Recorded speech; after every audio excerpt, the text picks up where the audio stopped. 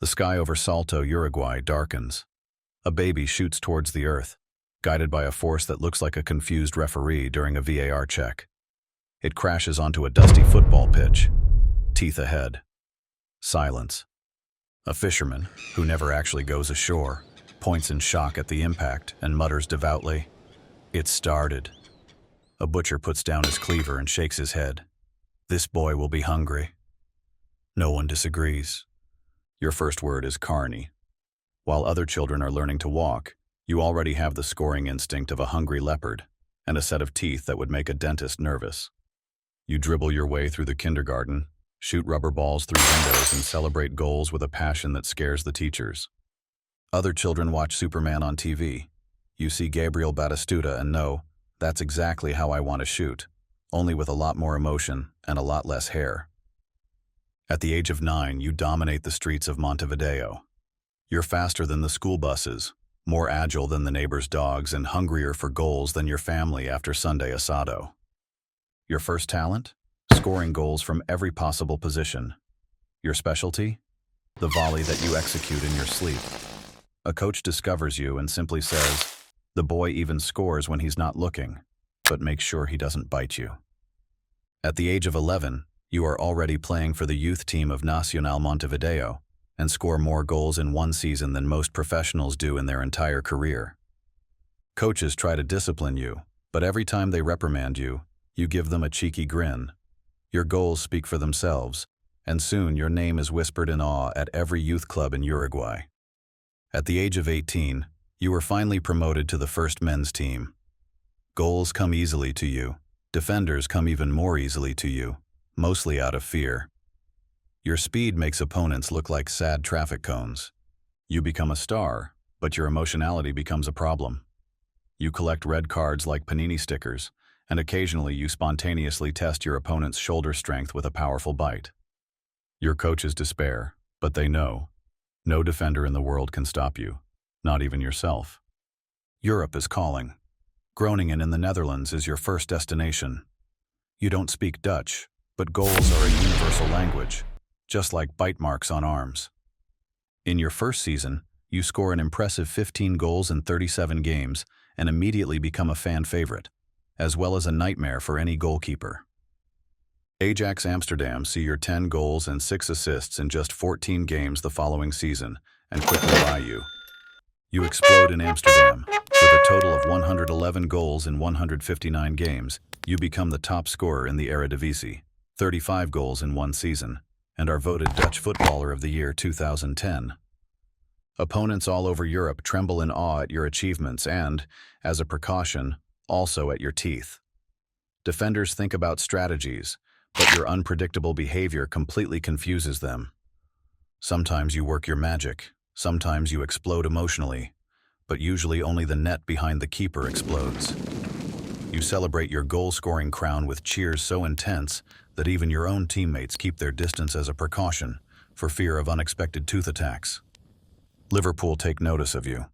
In England, you exceed expectations and opponents alike. Goals from 40 meters? No problem. Goals with a back heel? Every day. Goals that look like they were taken from a circus program? Of course. You scored an incredible 82 goals in 133 games, became top scorer with 31 goals in a season, and broke the club record for the most goals in a Premier League season. Fan favorite, legend, and at the same time the most feared weapon at Anfield, especially for anyone who gets too close to you. But your career is not without its downsides. Controversy follows you like defenders. Swallows, handballs, provocations, spontaneous tastings of opposition players, like when you bit Otman Bakal's shoulder at Ajax in 2010, spontaneously testing Chelsea's Branislav Ivanovic in 2013. Every game is a drama that Netflix could buy. The English press loves and hates you at the same time, but no matter how many scandals you cause, your goals speak louder than any headline. Along the way, you collect awards like other stamps. You win the European Golden Boot twice, 2014, 2016, and are nominated for the Ballon d'Or several times. After your outstanding time at Liverpool comes your big dream, FC Barcelona. Side by side with Messi and Neymar, you became part of the legendary MSN attack.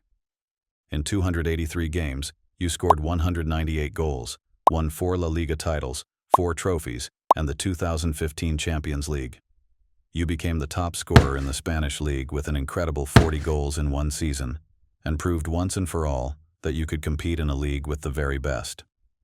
Finally, Atlético Madrid. Diego Simeone greets you with a hug that feels like a wrestling hold. You're at home here. Passion, fight, emotion, and sometimes a little more bite than necessary. In 83 games, you score a strong 34 goals, including many decisive strikes that lead Atlético Madrid to the 2021 league title. You quickly became a symbol of the perfect blend of genius and madness. In your private life, however, you are much calmer, mainly thanks to your wife Sofia Balbi, whom you met as a teenager. Friends joke that she is the only person in the world who can really tame you.